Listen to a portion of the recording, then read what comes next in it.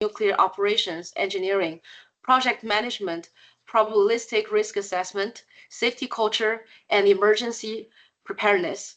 He was a member of several industry committees, including Electric Power Research Institute Equipment Reliability Working Group and the Nuclear Energy Institute Reactor Oversight Process Task Force.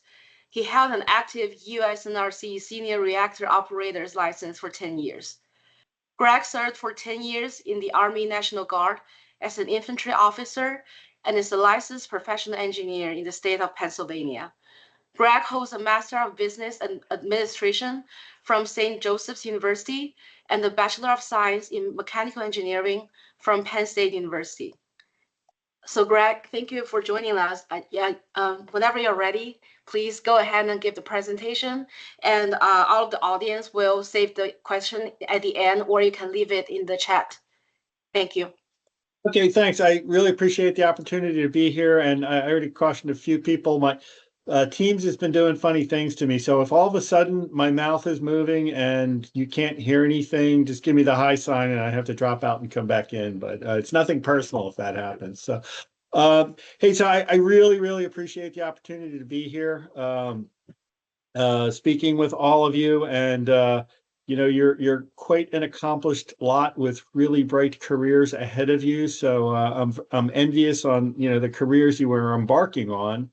And with that said, I wanted to kind of talk about a couple of things. I'll try to manage my time here because I would really like to open it up to for a Q&A, because I'd be more interested in answering questions and stuff. So I was going to talk a little bit about some of the highlights of my career path and how I got to where I was, and then maybe some things about tips that I picked up through my career that I wish I would have known when I was a lot younger in my career. So hopefully that will help out.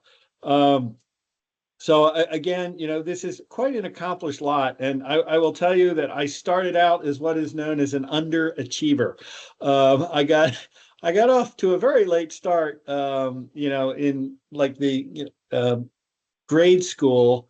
I focused on things that I liked, not things that I needed to do. So my grades were never really what they should be. It's not necessarily the aptitude wasn't there, but I really got off to a late start. So and I wound up I've kind of gravitated to things that I really like to do, which I highly encourage. But I chose mechanical engineering because it was something that I knew a little bit about, but you don't really know what an engineer is until you are one, kind of, because it can be so many different things.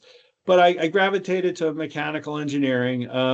I wound up getting a 3.5-year scholarship for Army ROTC. So I basically had one semester's worth of tuition saved up, and I said, well, let me give Penn State a shot, and if I don't get a scholarship, then I'll enlist and come back in a few years. But luckily I got a scholarship. So I was kind of geared towards going into the regular Army, but being older, if anybody's heard about the Cold War, I was just getting into it as the Cold War was ramping down. So I wound up, instead of going into the regular Army, I wound up serving in the reserves and Guard for about 10 years. And I mention that because leadership development is kind of a theme with my career. So that's why I really wanted to point that out. So, getting out of college, I both had an engineering degree and I was commissioned as a second lieutenant, U.S. Army infantry, which is something that engineers don't typically do. But it really, really served me well in my career. And later on, I went up getting, an MBA like years later, and I'll kind of touch on that a little bit. But anyway, my first job, which was like, I'll always remember, that I absolutely loved. I started out as an engineer. I started out as a test engineer at a boiling water reactor doing startup testing. So I was basically, a 22-year-old, just out of college, just completed the infantry officer basic course for my reserve commitment, and it kind of turned loose on the world. So not I didn't know how much I didn't know at that point. And but I was so super excited to I gravitated to field work. So starting out doing startup testing, and in addition to just testing the plant before it went commercial, one of my jobs, that job, and as a system engineer in my early years, um, I made things work that weren't working quite right. You design something, you build it, you install it, and it never worked quite right. So I was kind of the person that helped, figure it out. And the thing that I loved about my early career job, I was what was known as a system engineer. So even though I was a mechanical engineer, um, I had to work very, very cross-functionally.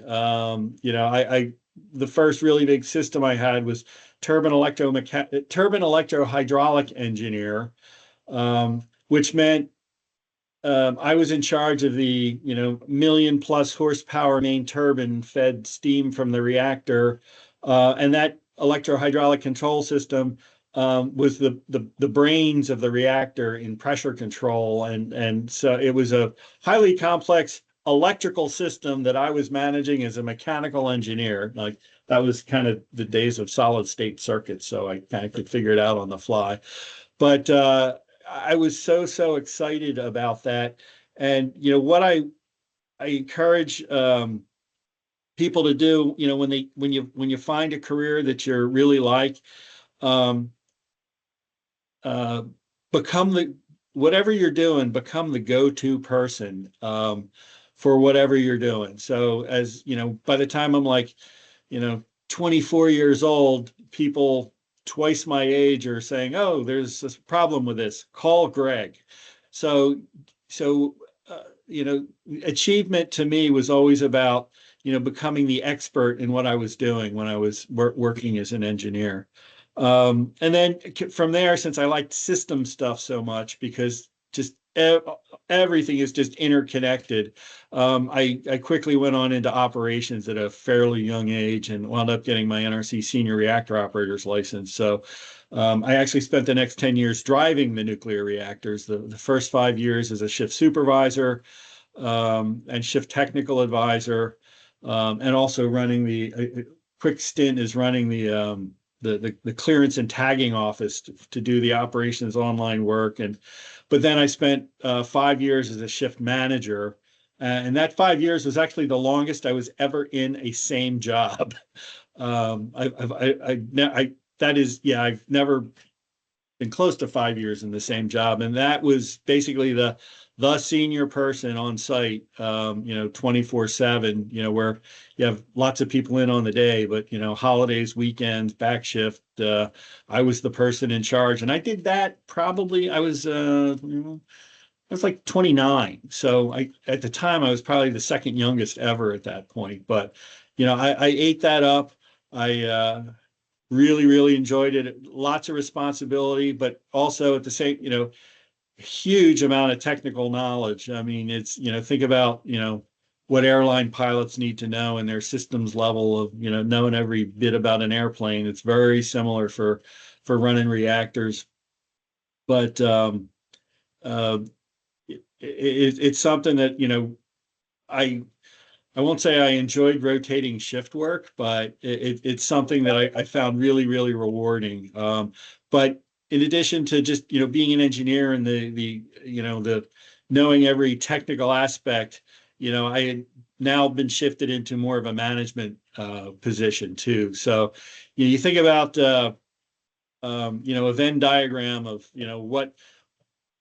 what a good scientist or engineer is, what are those attributes, and then what a good manager is, and that's a whole separate set of attributes. And sometimes there's not a lot of overlap, but the people that can both like manage and lead people, and then the people that also have the scientific smarts, there's not a huge overlap in that population. And I ask people to think about, especially early in your career, I still say, what do I want to be when I grow up? But where do I want to be? And I would encourage it to be what's right for you and what satisfies you the most. Do I want to be hugely technical and specialized? I know we have, people are going for very advanced degrees and are very smart, much smarter than I ever could be. And do you want to be that most knowledgeable person in a very, very specific area? Or do you want to work in management where you need to have a fairly broad level of knowledge about what's going on, without going too horribly deep in one area? I like to say leading people is the art of getting people to do things that they wouldn't have done had you not been there. And the real test is, will they do it when you're not there? Because they know that's the right thing to do. So that's always been my litmus test as a leader. But anyway, so first part of the career, being the the engineering expert and operator of nuclear plants, and then from there I kind of went into, I've been in management roles ever since. So when I left operations, I started out as it was Exelon at the time, the manager for nuclear steam supply systems. So I had all the reactor and all the emergency systems and that sort of thing. And then I had about 16 years under my belt, and I was an up and comer with my company. And I made my very first big career change. And I got an offer from another nuclear utility that said, we'd like you to be the operations manager for another nuclear power plant. And I took that offer. One of the key things I learned in life, and it was the kind of thing where they were not, well, I mean, I interviewed for the job, but it was the first time in my life where people wanted me in that job more than I wanted that job. And that is telling, because the answer to that, so the lesson in life there is always look under the hood. If somebody wants to put you in a position, and you question, like, am I the right person for this? Ask, don't be afraid to ask, the hard questions in interviews about, well, why don't you have any internal candidates taking this job or something like that? And you may ask questions like that and then you don't get the job, but it's so important to go into things eyes wide open. It worked out for me in the long run, but it was probably one of the most challenging experiences of my career, because I got into a play. I was a young, hard charger that got into a position that I needed a lot. I needed a lot of help, and that help wasn't there. So it made for some really long nights and a lot of stress. But anyway, I landed on the other side, and then I kind of jumped. Then I kind of left operations, and I went back over, and I became the site engineering director for a pressurized water reactor. And what was kind of cool about that is I grew up on boiling water reactors, and then I got sent over to a pressurized water reactor, and they're very different. I mean, there's similarities, but they're very different. And kind of my lesson in life there was, I was able to start taking a leadership role in something that was very, very different for me, and I was no longer the technical expert. Up until that point, nobody, especially in my very first power plant, I knew every nut, bolt, circuit, you name it in that plant. So I could speak through experience on stuff. And then when I got out of my comfort zone to a different plant, and then to a different technology, now I'm in charge of a whole different technology, and that taught me to rely on other smart people. And one of the lessons in life is you got to really be thoughtful about who you learn to get your advice from. You certainly can trust.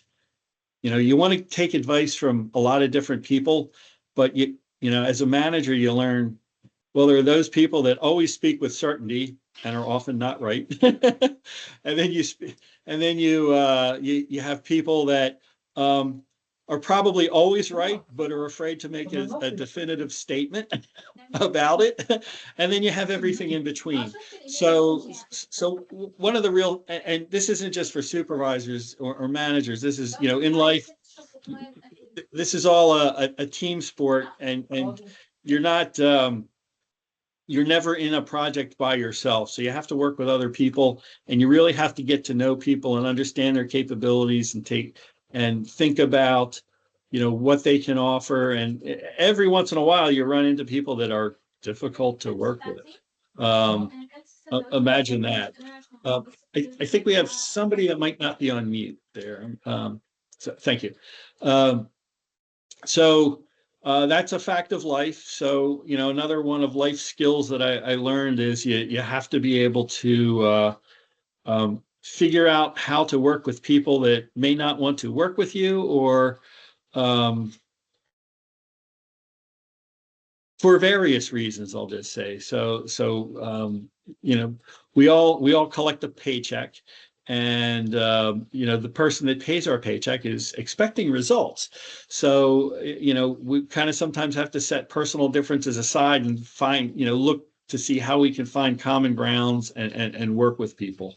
So, on that note, I'm kind of in streaming consciousness here, but one of the things to always think about is, it's super important to be technically good at what you're doing, but soft skills can be very important in making you effective. So always think about your um, how you work with others and that sort of thing, and look for opportunities to develop yourself. And it's often not natural. So development classes beyond the technical, I have found to be extremely important in my career. I've had a lot of really great experiences with that. Um, the Army being one of them. That was all free. It taught how to lead people under when you're tired and you're hungry and you're achy and stuff like that. You have to not think about yourself, but you have to think about your people and how to get the job done. But even if you're not in a supervisory position, those soft skills can be super, super important. Um, anyway, so when I last left you, um, so working as an engineering director on a different technology was like oh so cool, because I mean we had major capital projects with replacement of reactor heads and steam generators because they were all getting old. And I kept learning new things every time I went up a level.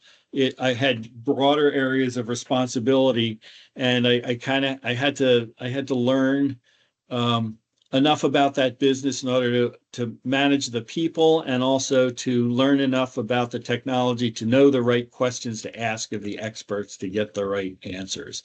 Like when I became an engineering director, I had programs that I had never dealt with before, like Alloy 600. Like these reactors have whole programs for a metal that was a little bit problematic from stress corrosion cracking, and we'd have people in charge of that. So every time I turned around, I was learning about new stuff, and how to whether it's how to do manage preventive maintenance on electrical systems and things like that. But then from there, I jumped up to the corporate engineering director for the company. So I had, in addition to the engineering departments for the two sites, I also had a corporate engineering group that had kind of our most, I can say this now because I'm old, but kind of our more seasoned and experienced and principal level engineers, and some PhDs, but a lot of bachelors and masters. But they were absolute experts in what they did, and have been around, saw a lot of things, and could help offer expert advice to our engineering fleet. But that gave me opportunity to work on a lot of industry committees that were kind of mentioned in my narrative, with the Nuclear Energy Input Institute, and kind of working with. I never worked for the NRC. I was on the industry side of working with the NRC on kind of negotiating regulations, because the construct of the regulations were, when something went wrong in the industry, the NRC often gave choices of, well, we can do rulemaking, and which is code for you're not going to like it, or as an industry, you can get together and come through with some things that we all agree on, and if you commit to, we won't do rulemaking. So I was involved in a lot of things like that when um, new industry things occurred. Some with 9/11, after the attacks of 9/11, we took a lot of hard looks at security and emergency planning for our nuclear facilities. So we made a lot of changes out of that.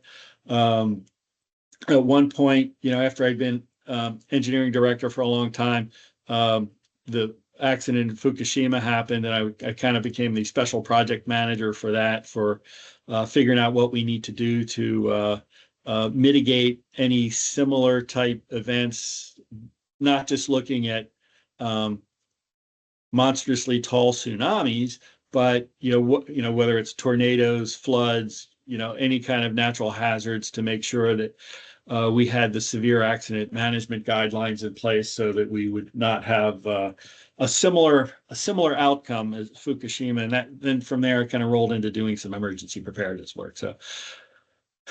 Um, so then I made my next big career jump, which was to come to the Department of Energy. And you kind of heard my resume there. So I started out chief of nuclear safety, and also doing a lot of work with security. So being in the infantry made it kind of easy to do security work too. So that kind of helped. I'll say DOE was kind of a second language for me. My first language was in commercial nuclear, which has a whole different part of Title 10 of Code of Federal Regulations. But my second language being Department of Energy, which I'm semi-fluent in right now, I'll say. But the message I want to send is I made that jump. One, because I knew somebody at Department of Energy that was able to talk to me about the job, so that I felt comfortable that I could be successful. Um, but also I recognized that the skill sets that I had brought up through my entire 28-year career by that time would be transferable, and I could be effective. So one of the messages there is, keep an inventory of your skill sets, and think about other ways in which they may be applied. And a couple other points I'll make here is my favorite job at DOE was I spent about 9 months as the acting manager at Carlsbad Field Office for the waste isolation pilot plant, because that kind of took me back to my roots as facility operation and being back inside the fence. And I got qualified as a Department of Labor miner for life, so that I was qualified to operate down in the mine, 2,200. I'm sure probably everybody here has heard about WIP. So spent some time out there. Unfortunately, that's when the pandemic hit. So it was kind of an interesting time there. And then from there, back to headquarters, safety, security, quality assurance, and here I am today. So that was kind of the long, windy path, but I wanted to bring out a couple of points, and then I want to open it up to question and answer, because I feel like I'm already talking too much. And I am kind of in streaming consciousness, because I realize when I prepare remarks, it's probably less interesting. So I just want to try to kind of speak from what I think would be valuable. But some messages there was like, always keep your eye on opportunities, because if you would have asked me in college that I think I'd be working at a nuclear plant, I would have said no. I was a mechanical engineer. I was, thinking traditional mechanical engineer stuff. Actually, I was thinking Army first, but then it swapped to traditional engineer stuff. But I had a friend that did an internship for Philadelphia Electric Company. And he said, "Hey, you should put in for this." And I interviewed with the maintenance shop, and traditional engineering things. And then they said, "And we're starting up these nuclear reactors." And by happenstance, I was like, "This is for me." And that opened up the nuclear career for me, and like it was pretty much by happenstance. Um, the other thing, and I'll touch on it, I mentioned I did get an MBA, which was fun. It's not as much work as engineering, I will tell you that, or science. But why I did that was I wanted to understand the business. So since I was thinking about a management career, or technical management, it's so important to understand the business. And even if you're not a manager, it's really, really important to understand how what you do supports the end result of whatever your organization is doing, whether it's the Department of Energy, whether it's a nuclear utility, whether, it's an environmental services firm, whatever you're doing, they're going to have a company objective or some kind of corporate objective, and you want to think about how do I fit in with that, and that kind of can help guide you in both setting your career within that organization, if that's where you choose to stay, but thinking about how you're going to make an impact on the organization, because we all have things we like to do, but there's what you like to do and then what you need to do. Hopefully, there's a big intersection there, but you kind of owe it to your employer to work to meet their objectives, because that's what they're paying you for. So I found getting an MBA and actually taking some accounting classes and some finance classes. To me, I said, oh, that's why they do what they do.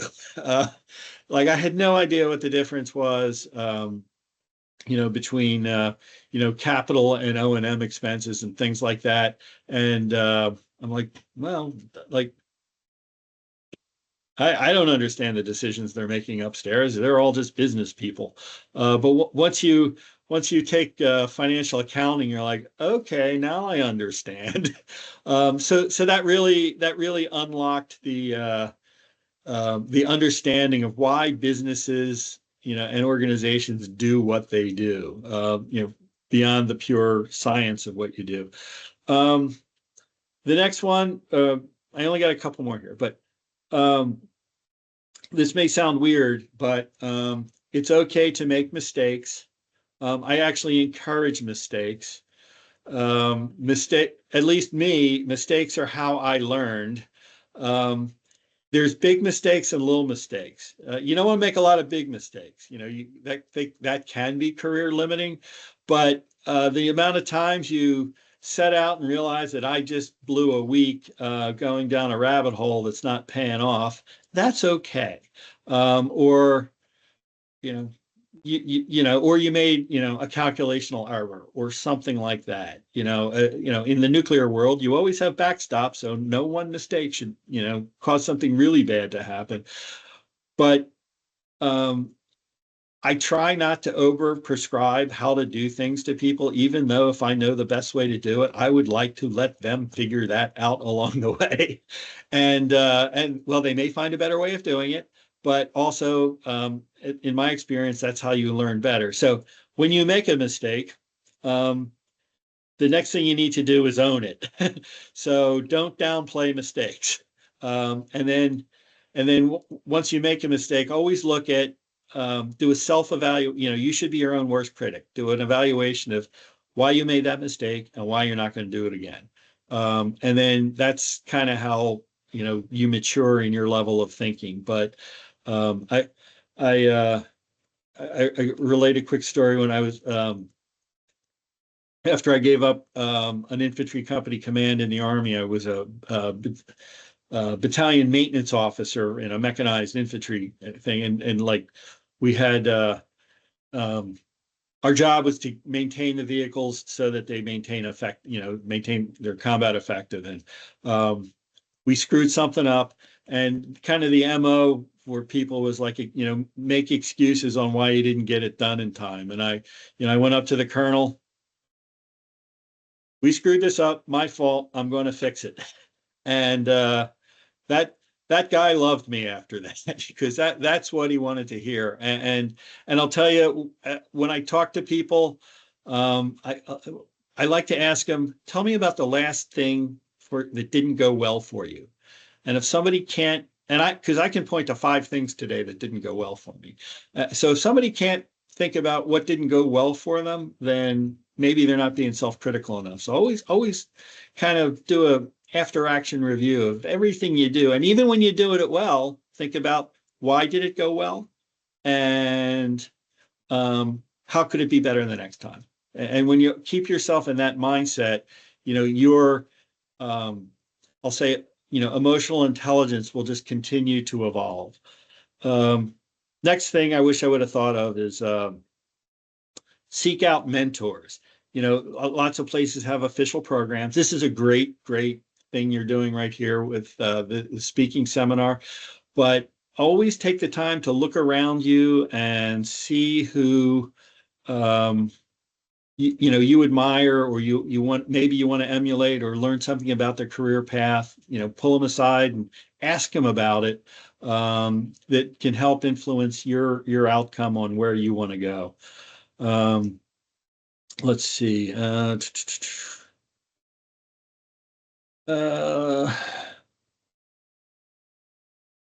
yeah, and one other thing I mentioned to people sometime. One of my, I like autobiographies. I don't like to, you know, I don't really like, I read so much at work. I don't like to read.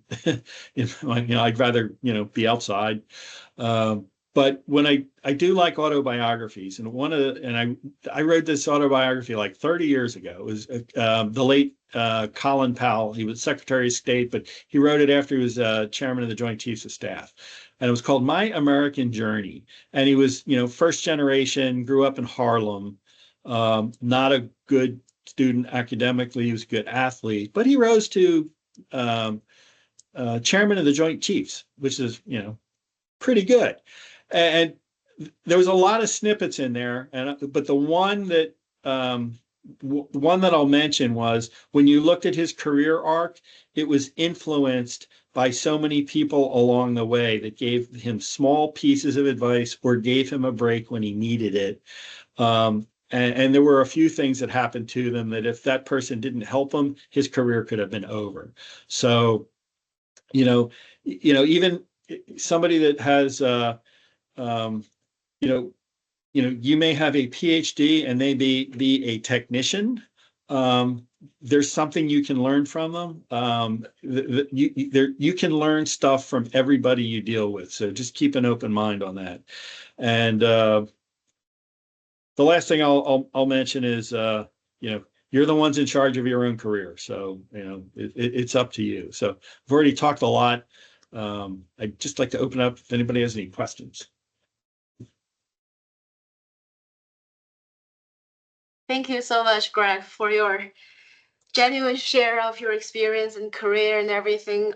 There are a lot of like PhD students, early career researchers that want to hear all of these. Um, anyone wants to ask questions about, you know, what your confusion about your career choice, or like you seek advice for your future career or anything? I can ask one thing. Please, Steve. Uh, Hello, my name is Mert. I'm Dr. Chen's PhD student. I wanted to introduce myself.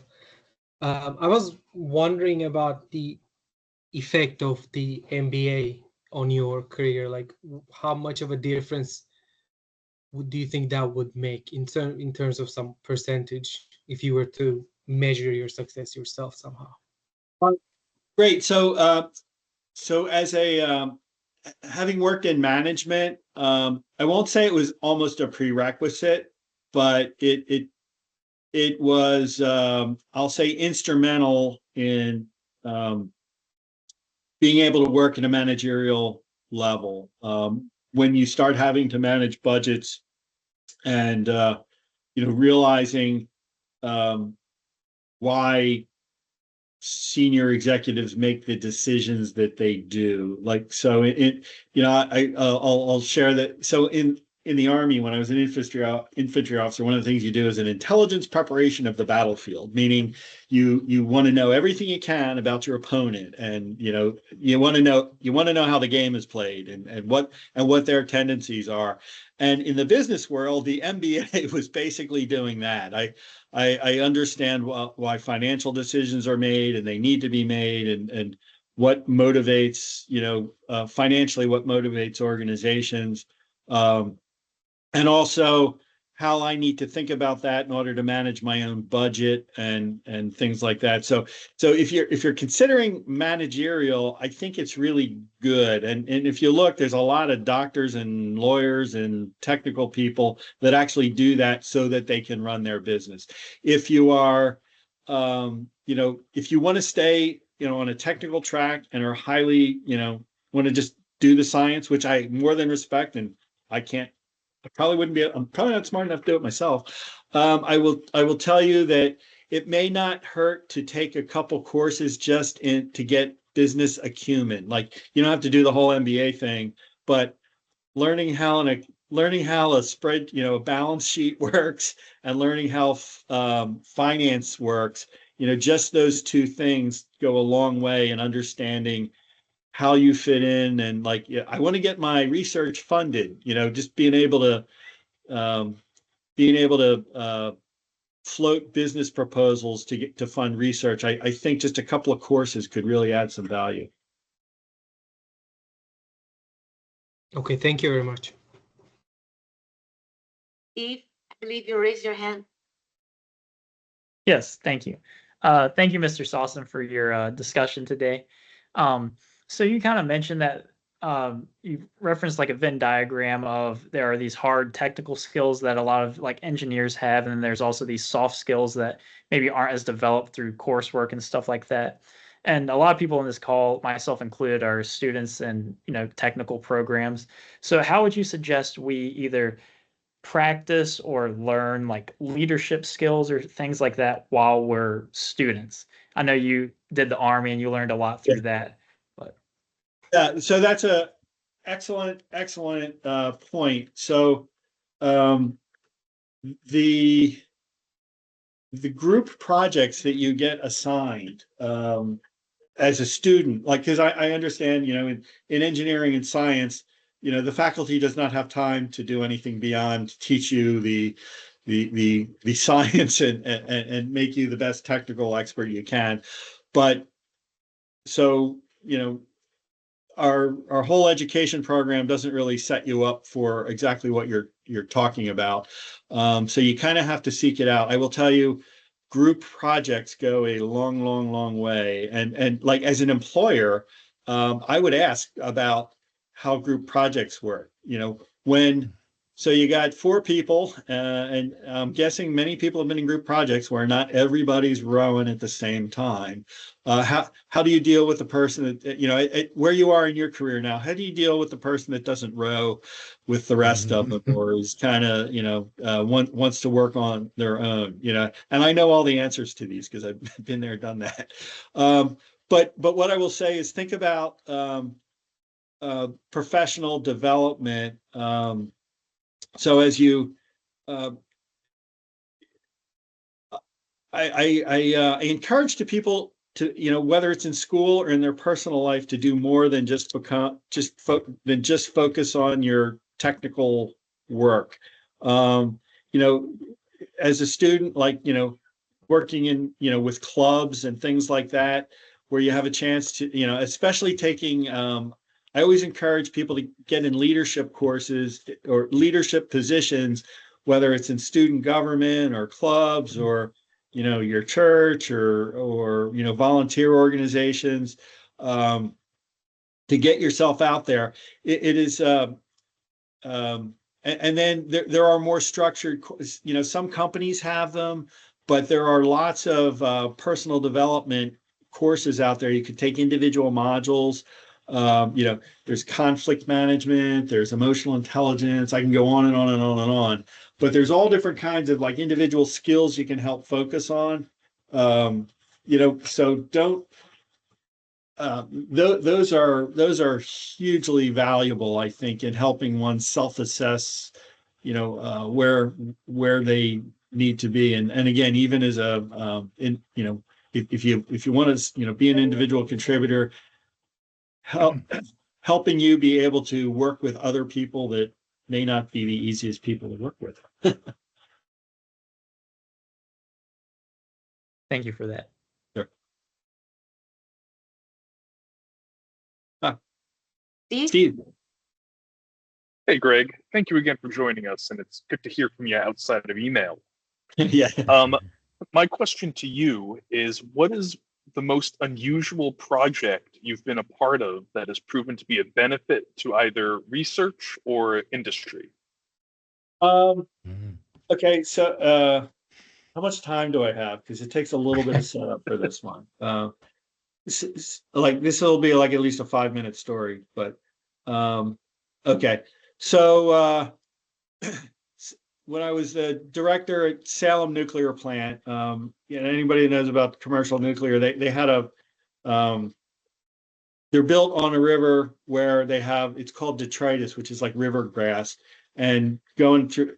So they have a specifically bad problem where the river grass gets sucked into their intakes during the spring when it rains, and it actually trips off their circulating pumps, and it has caused safety injections for which is not a good thing. It's like because they lose their heat sink, and nobody could crack this problem. And like the NRC's all over them. It's hurt. Like it's a big problem. Nobody's got the answer to. And one of the things that was a problem was every time somebody would come up with a solution, they'd say, "Oh, we can't do this because the EPA will be the New Jersey Department or the New Jersey EPA. It'll be a problem. They'll make us put cooling towers in, which could be like $2 billion. So if we open up this permit, it could wind up shutting down the plant." So I'm like, all right. And I saw that we're going to need to change the permit or do something, or we're not going to solve this. So they said, Greg, like, figure this out. So I got a team together of our environmental regulation expert, a bunch of contractors. I had bathymetric studies done of the river, and very few of these were actually my ideas. These were snippets people said, "Hey, if we do this, if we do that," and I kind of cobbled them all together. And we got a bathymetric study. I had a contractor that said, "Hey, I have a really innovative idea on how to fix this," which everybody poo-pooed because it would cause permitting issues. And I brought everybody into a room and said, "All right, I don't want to hear why we can't do things. I want to come up with the best technical solution." And only then, and we're not going to float this out there so that the state gets wind of it or anything like that to use it against us.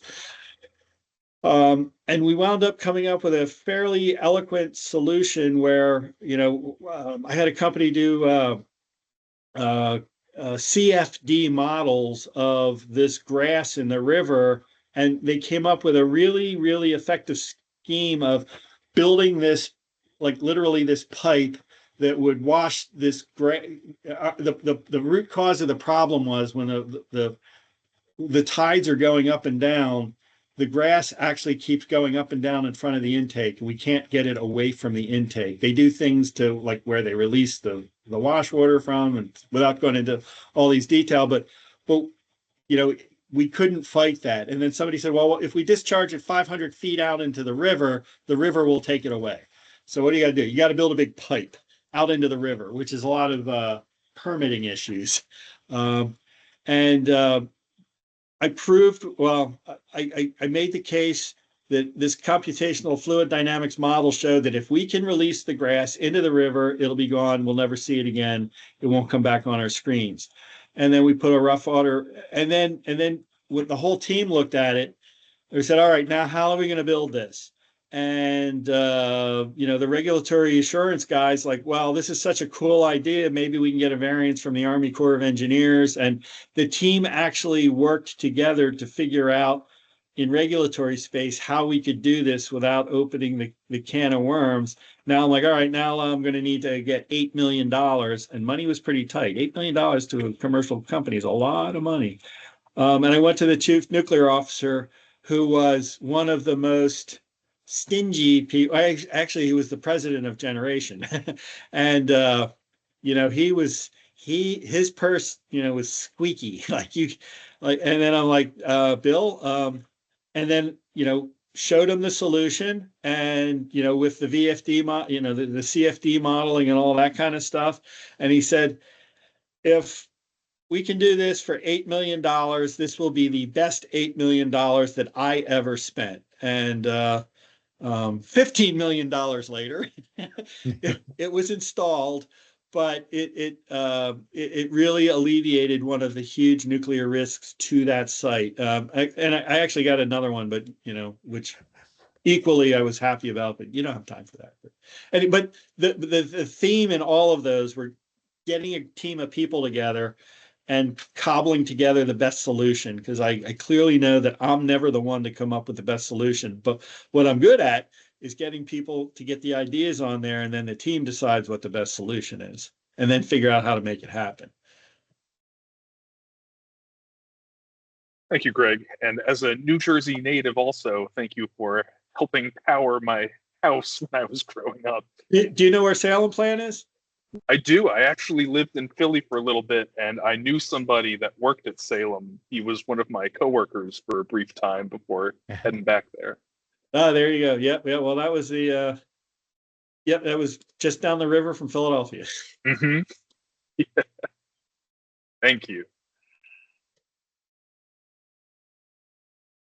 Any other questions for Greg?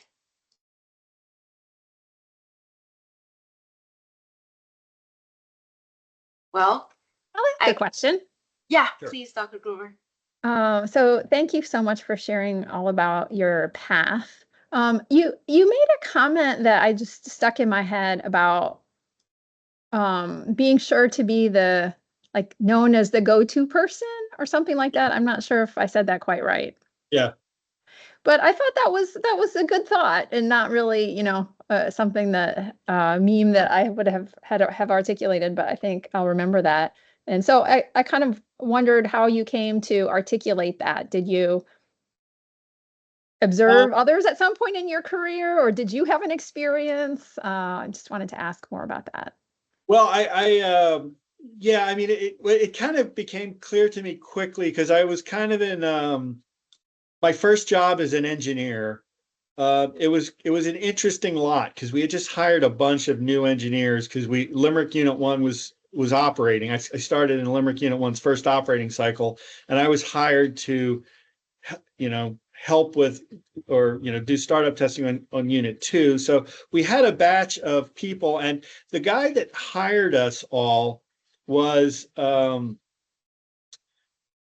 he looked like the missing link. I mean, this guy looked like, he was just this physically intimidating guy, because he played center on his college football team, but he also had a dual English engineering degree, and he was really, really, really sharp. And this was before Microsoft Word would underline things for you that you misspelled, and woe be it to him who hands in a report with misspellings and bad grammar on it. but with this group of people, we kind of became a group of really hard chargers, shall we say, and the people that clearly were rising, I don't want to say rising to the top, but I'll say most successful, they were the ones that when something happened, that's who the control room calls, or the operations superintendent. So when I'm like 24 years old, and now I'm in the plant manager's office, and they're rifling questions at me, you realize that you're not deep in your depth. So you're the subject matter expert, and you did not want to. You didn't want to say I don't know, and I don't know is a fair answer when you honestly don't know. You don't want to make stuff up, but that said, to me, the biggest compliment was when there was a question about something in my area of responsibility. You get a call, and they take your word as gospel, which can be a trap. So and to the point where when I was a corporate engineering director, I worked for the chief nuclear officer, and he would, and he was actually the best boss that I ever had in the civilian world. And he actually just passed away about 2 weeks ago, but he was like the best boss I ever had. But he would walk into my office and sit down and spit out a subject and say, I got a meeting down in Washington tomorrow. Tell me about X. And I had to give him all the bullet points of, here's the issues and here's our opinion. And he's like, okay. So when people have that kind of faith in you, I find it very rewarding. Thank you. Anybody else have questions for Greg? Greg, I just Okay. wanted to thank you again on behalf of CRESP and for all of your support for all that what we do. And we're always here trying to support the department. I very much appreciate it. It looks like we have one more. Yeah. Yeah, I don't really have a question, but I just want Okay. to echo David's comments. Just fantastic discussion here today. I think you really nailed it. The whole issues of leadership and expertise and how important they are in a career. Just a wonderful example. I've had many of those myself, and I think you really hit it. Very much. And we all know I can't do Fourier transforms anymore. So I'm not even going to try. So, but I really appreciate the opportunity to talk to you. This is the fun part of my job. Okay. Thank you. Greg. Thank you. Thank you. Thank you. Everybody Thank have a you, great Greg. day. Bye. Bye. Bye. Take care. Bye. Have a good afternoon.